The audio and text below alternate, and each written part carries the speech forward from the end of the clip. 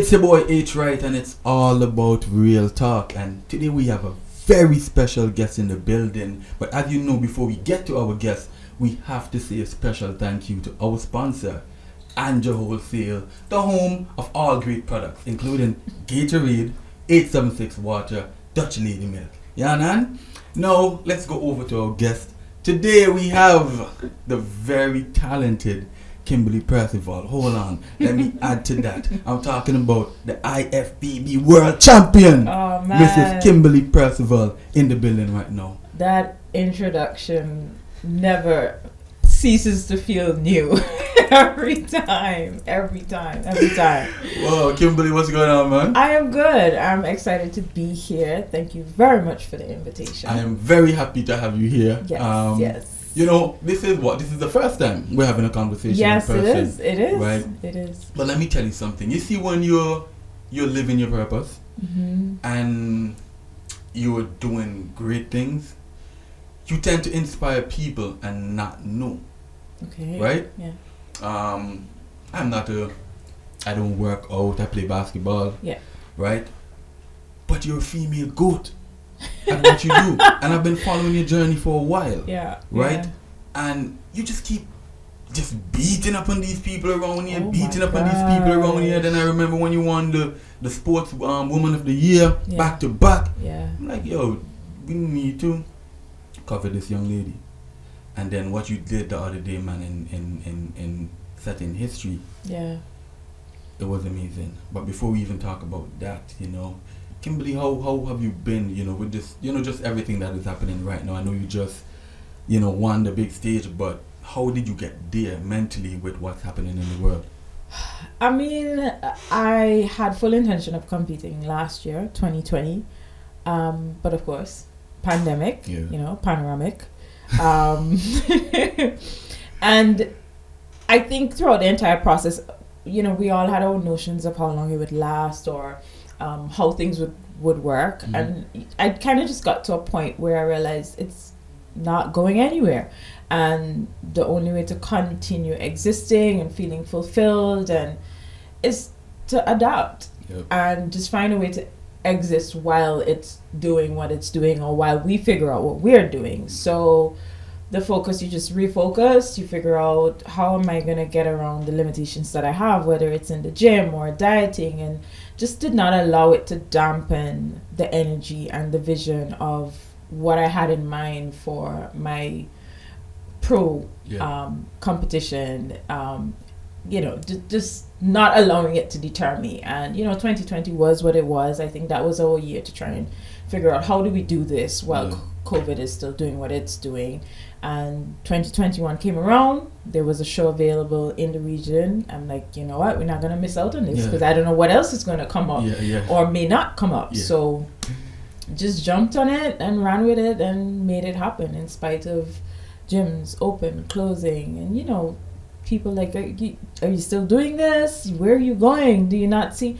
It's okay, you know. Challenges are just those obstacles you kind of need to jump over to do something big, and that's kind of how I looked at it.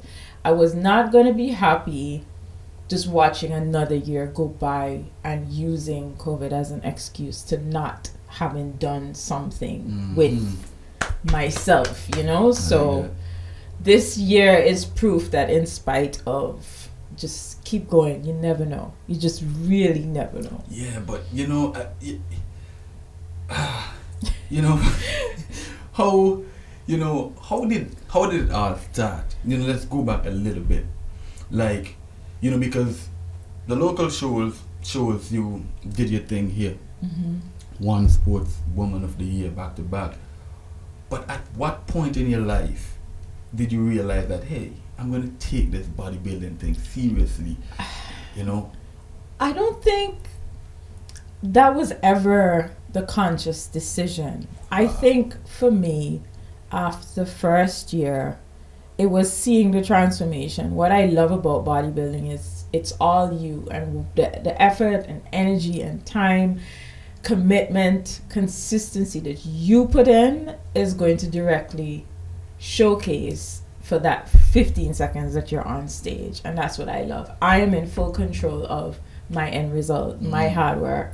And I think with every year, I never went into it thinking, okay, I'm going to do this for 10 years and I'm going to be, I'm going to be the best. The first year, just like with anybody else, it was, I don't know how I'm going to look. I have no idea what I'm doing, but I'm going to cross the stage.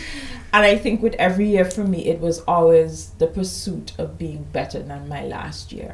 And then you look back and you're like, oh, it's been 3 years and you did this thing and you're doing it successfully and you're progressively improving every time. But the focus was never, as you put it, to just kill everybody else. It was always to be better than the previous Kimberly. And with focusing on that, somewhere along the way, being at the top aligned, when you focus on just constantly improving and progressing what you're doing, somehow it just aligned. And because we're sitting across the table from each other, and we are like, as people, we try to be humble, and we try to just not exalt ourselves and all of that. But I'm an athlete too. I play basketball, and I play it at the highest level in the nation. And I want to be the best version of myself. I want to be the best at what I do. Right? And I know you have a kill instinct. I know that you want to be the best. I see it. You don't say it, but there's something about your body language. There's something about how you approach a competition that tell that, I'm gonna kill it tonight. So whosoever is in my way, you better be prepared for a show, because I'm coming. So you can sit across there and think, yes, and but I know that you're a killer. Listen, I wouldn't doubt it. You have to have a certain level of I want it for it to happen. But it's just, I don't know, maybe because I think basketball is a different kettle of fish to bodybuilding. Like you have zero control over what anybody else is bringing. 90% of the time you don't know, and all you really are able to focus on throughout the process is what you're doing and bringing your best. So I think for me it's like I'm going to kill it and I'm going to be better than my last time. I'm going to improve my posing, I'm going to improve my physique, this is going to be up, and I'm going to bring all the sass to the stage. But at the end of it, it all comes back down to killing it for me, or being the best possible me, and then it just happens that you're the best on stage, period. That's the honest truth about it. I think it's kind of different, team sport versus individual sport. I really can't translate or relate to basketball in that sense, because bodybuilding sometimes can be very individual, because you might have a coach, you might have a dietitian or whatever case, but at the end of the day, nobody's with you 24/7. So if I decide to cheat on my diet, or to cheat on my reps, or to cheat on my cardio or my workout, that's on me. A lot of it comes down to your own personal determination and commitment to yourself and what you're trying to do.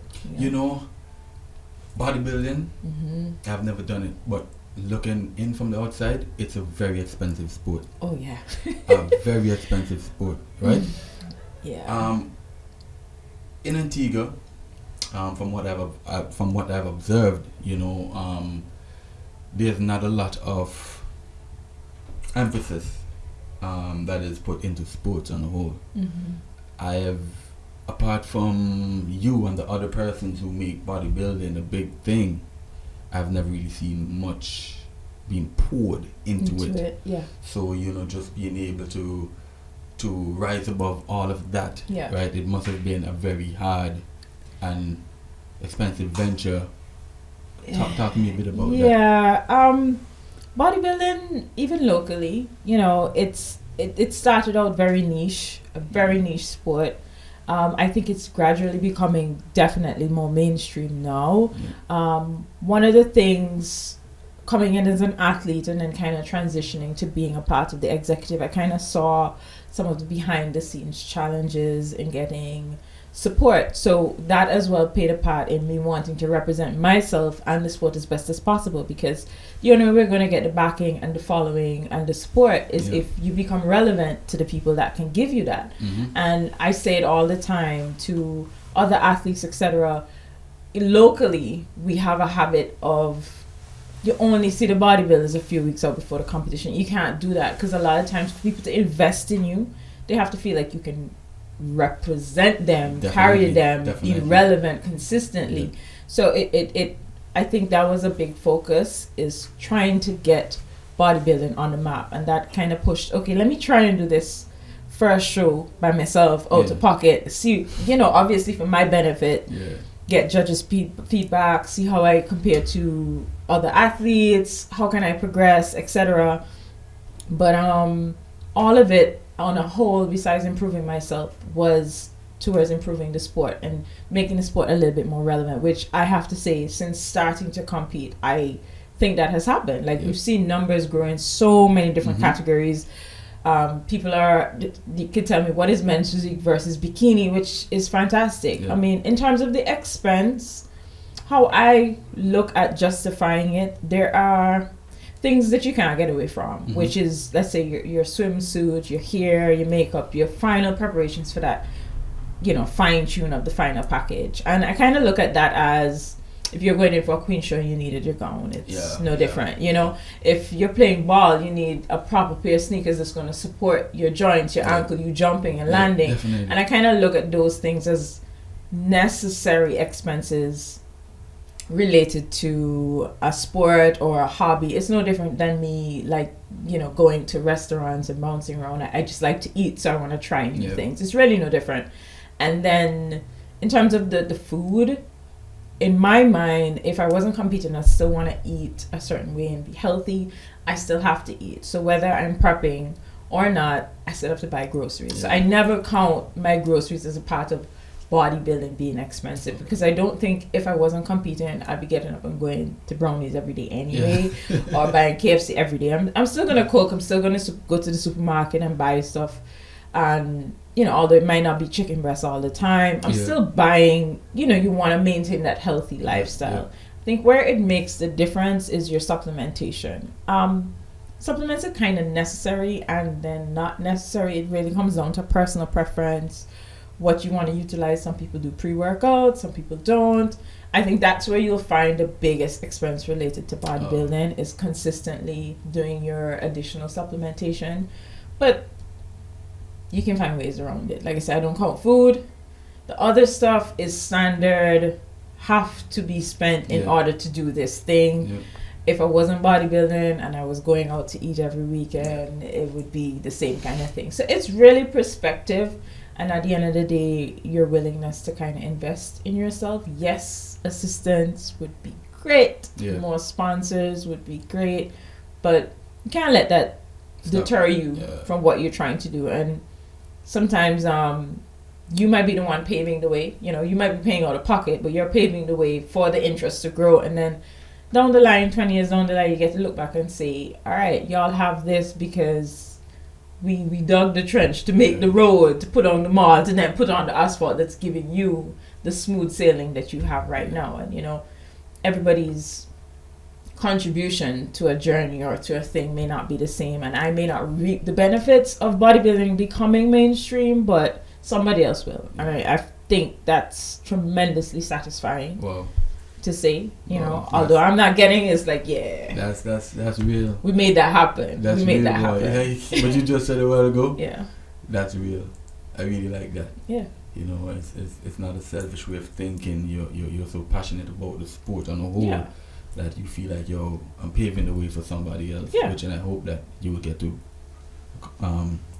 reap some of that stuff. You know what I mean? I hope so too. But if it doesn't, I mean, I've competed with one girl, and then I've seen us grow to a state where we have 2 height classes in our category, and that was just so nice for me. So nice, because a lot of people say, I remember seeing you when the category was introduced first, and it was me alone. And I think if I took a stance of, it's expensive, I can't be bothered, it's one girl, then it probably would have died out. It would have disappeared. It wouldn't be what it is now. So just to, you did your thing here, man. Won out the local competitions, and you became a pro. You did your work. You did everything that you had to do. You made the sacrifices, all of that. And then we fast forwarded to 2021. Yeah. And you took that trip. Yep. Tell me about that experience? Leaving here to compete on a world stage. Yep. How did you feel? Were you nervous?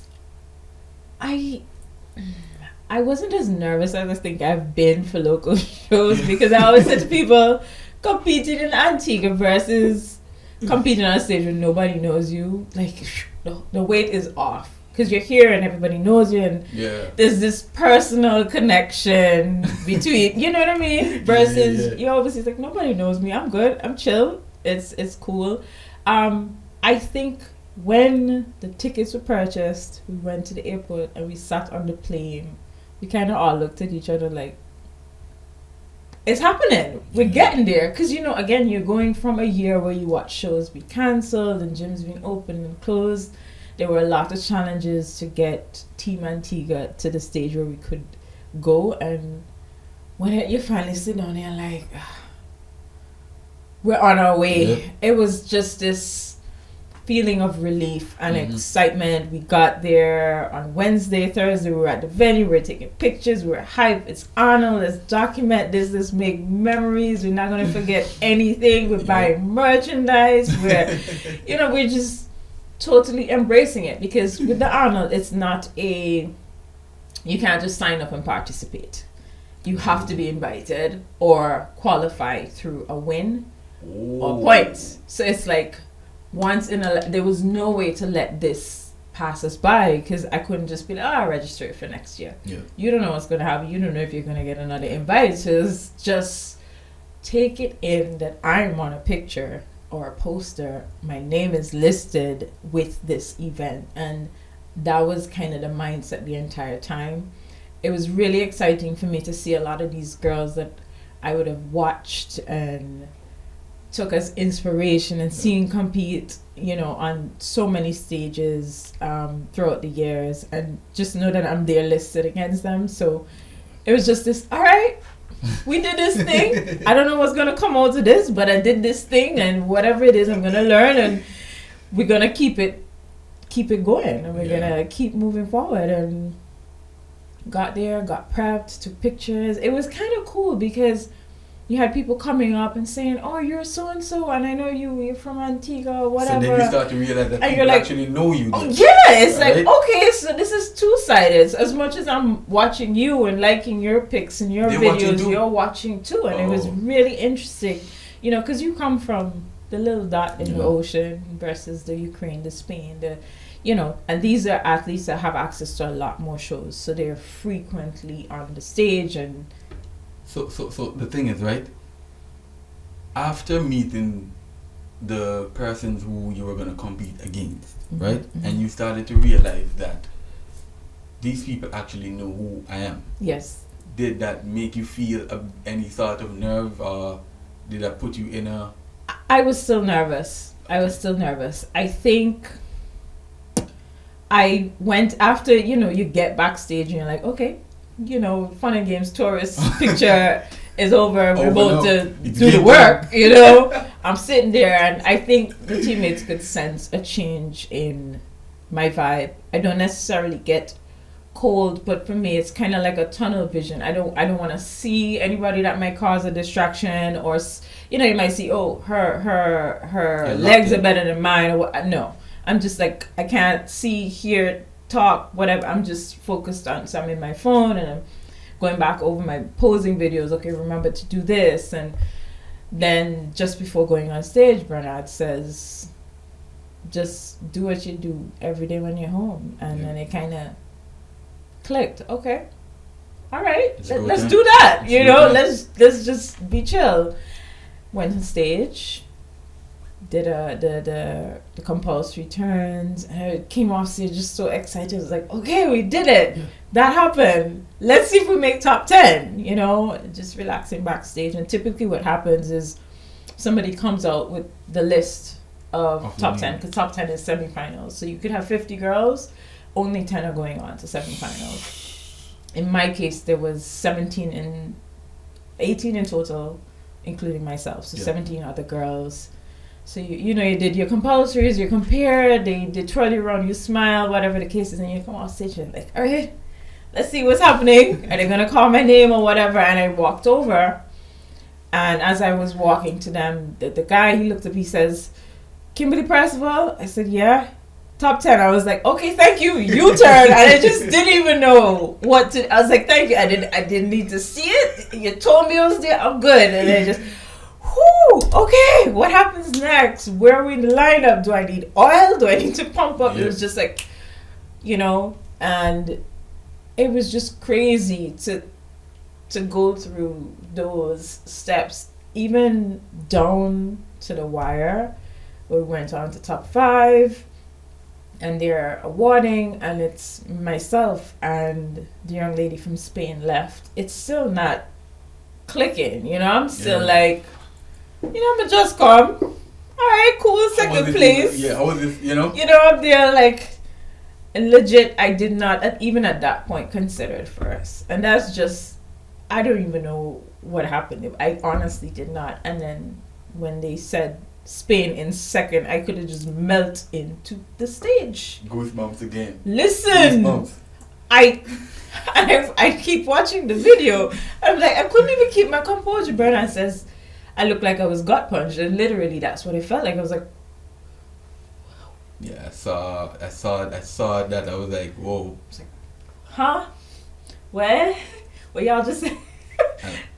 and I saw when you broke down. Exactly. There was no controlling the emotion, because you work and you hope for the best, but then you know that everybody that's there is the best of the best, and you're just like, you know what, I went into it just happy to have been invited amongst those group of girls, and then to hear that, it just, when they call your name, and when I saw it, I was like, whoa, this is big time, because I saw the video that you posted, and then when they called the young lady, was it from Spain? Yes.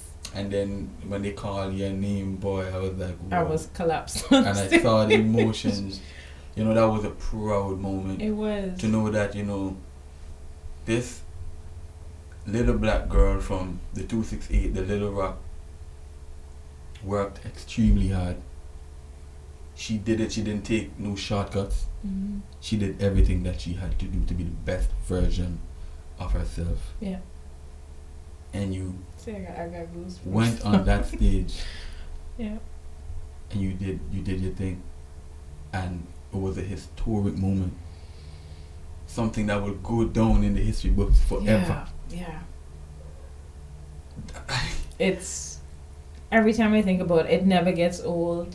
It's never any less surprising, and just, you see, you said about being this level of confidence and like, yeah, I'm gonna kill it. I sincerely did not go into it with that, like, okay, this is mine. Yeah. At no point. It's like, yes, I'm excited to be here. Yeah. I'm bringing my best. Let's see what Antigua can do in comparison to the rest of the world. Look at what Antigua did. And look at what Antigua did. I tell you, it really is a different perspective, being able to now step back and see how everyone else viewed you. And I went back and I watched the feed and I heard the commentary, and it's extremely fulfilling. I guess it's good to still have that humble outlook where you just don't feel like you're it. Yeah. But then to hear people appreciate the hard work and just you in general, it gave me this sense of satisfaction and gratification that I just have never experienced. And it wasn't even so much about knowing that other people think you're great. It's about knowing that you did this thing and it's possible. You pushed past so many things and it's possible. And now I'm just like, all right, you have to be better. Because even after that, it's not like, okay, I've arrived, relax. Still have a lot of work. I have to be better. Now is the time. What do I need to do to keep this, to stay on top, to make it happen, to grow the sport, to be relevant, to make people in Antigua realize, what bodybuilding is. it was like, okay, how do we, everybody else out there is seeing it, Spain is seeing it, Ukraine is seeing it, the rest of the world is seeing it, so how do we make Antigua see it the same way that they do? You know, the mentions, the tags, the shares. I left the stage, I spoke to quite a few judges asking, you know, for feedback, and they were just over the moon happy, and like, I have nothing to tell you. Nothing. So in my mind, it's like, how do I get here, us, our people, our corporate sponsors, to get that, to see what the rest of the world sees, you know? I think it will happen, and I think it will happen very soon too. And the athletes have to, you know, have standard, know your worth, and these corporate people, they will then realize that, okay, she's no joke. We're gonna have to approach correctly and get it done the right way. Yeah. Because I don't think you understand what you did for that sport and for so many other young women in this nation of Antigua and Barbuda.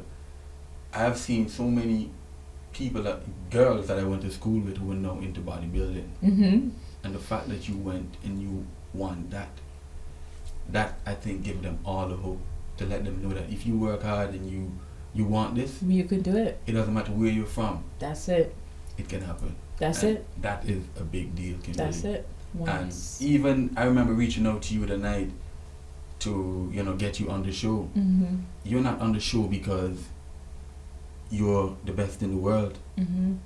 I always thought that you were the best in the world, and I always thought that you have a story. Yeah, because you reached out prior to Worlds. Right. It's just that when you wanted to shoot, we were literally traveling that week. So you know. So I saw the journey. Yeah. And I have a friend that I would always debate with. I wouldn't call no name, but like debate about, because like I'm passionate about sport, and like, yo, I think she's definitely the good.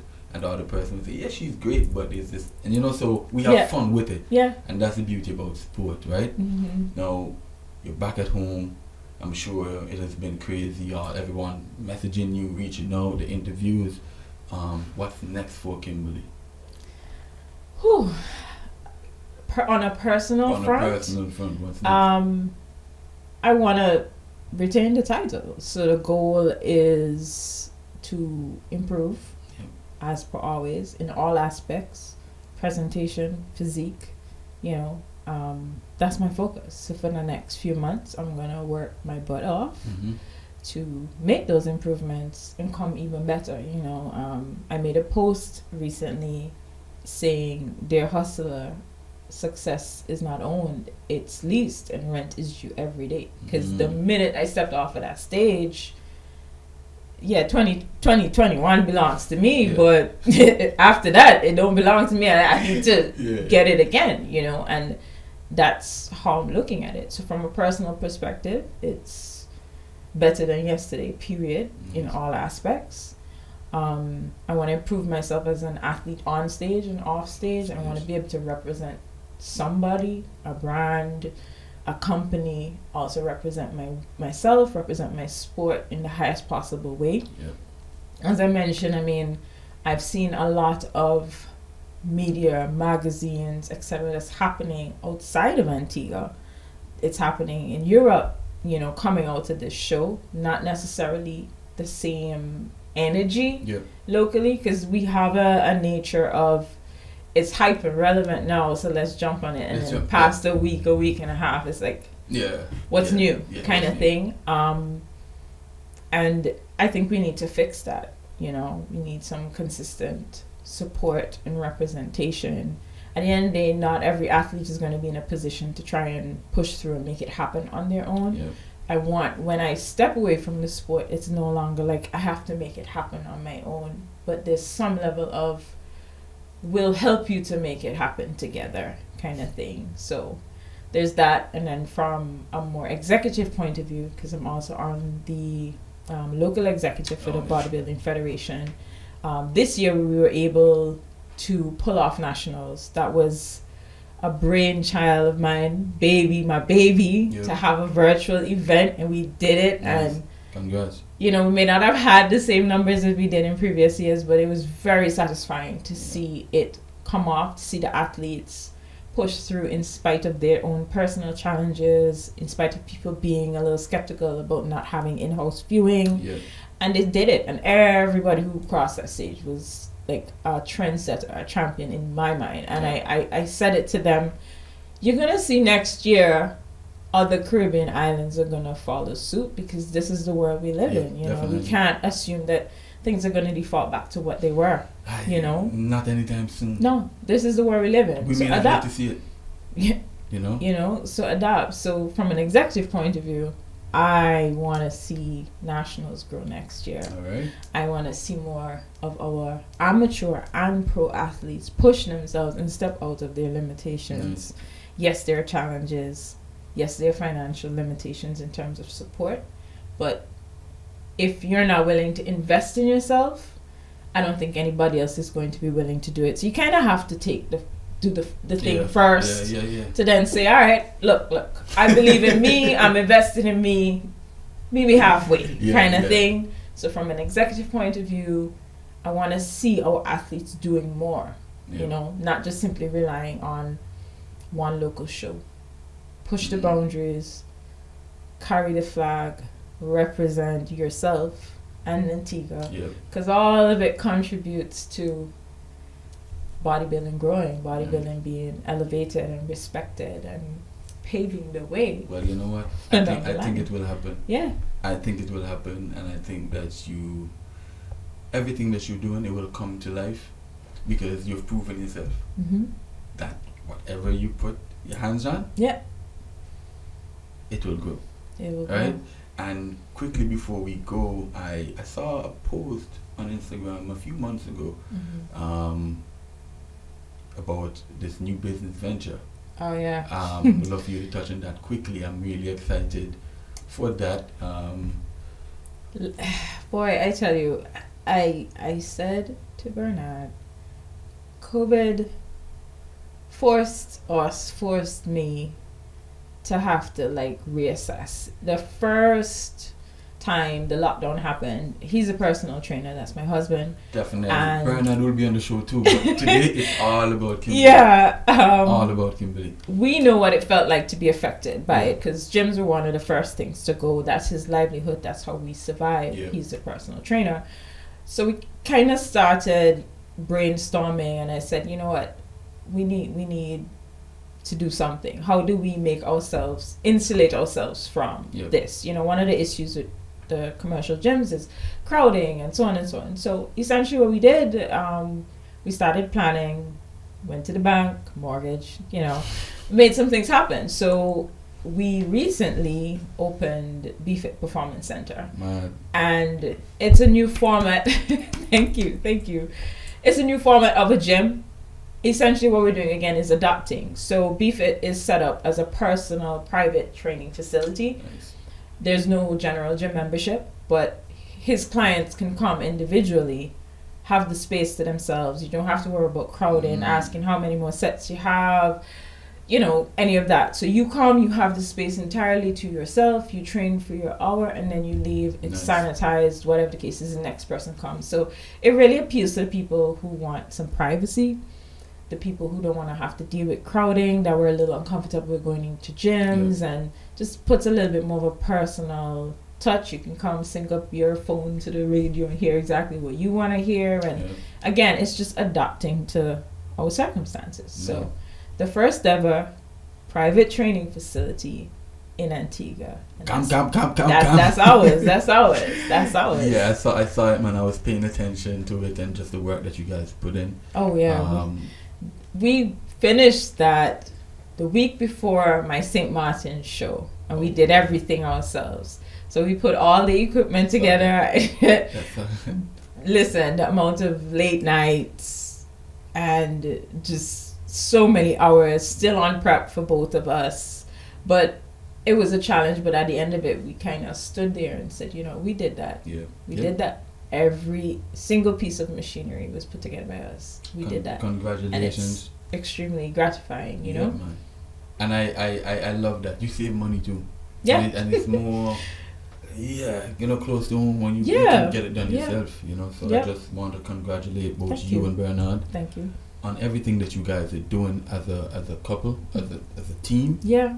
It's very inspirational again, for other young married couples, couples on the whole to, just try to do things together, man. I'm proud. I'm grateful for the fact that you took the time out to just come and sit here today and just talk to me and talk to the viewers also.